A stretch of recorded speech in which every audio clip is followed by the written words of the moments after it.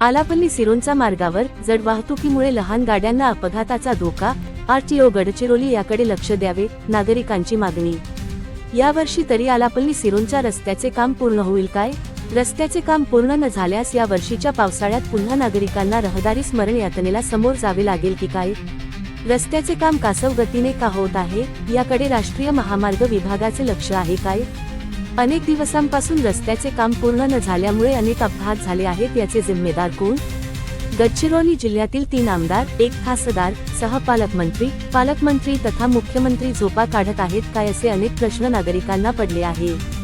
गडचिरोली जिल्ह्यातील राष्ट्रीय महामार्ग 353C आलापल्ली सिरोंचा रस्त्याचे काम कासव गतीने सुरू आहे।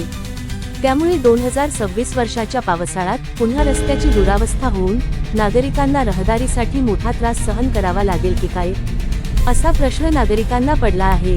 आलापल्ली सिरोंच्या रस्त्याचे काम अतिशय संथ गतीने सुरू आहे, तसेच रस्त्याची मोठी दुरावस्था होऊन आहे, तरी सुद्धा या मार्गावरून जडवाहतूक मोठ्या प्रमाणात सुरू आहे। त्यामुळे दुचाकी व चारचाकी वाहन चालकांना कमालीचा त्रास सहन करावा लागत आहे।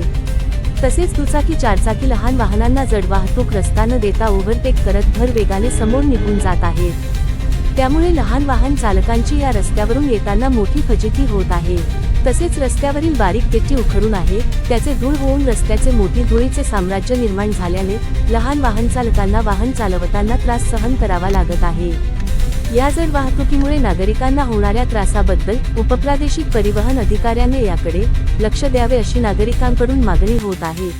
गडचिरोली न्यूज, दीपक सुनतकर, गडचिरोली।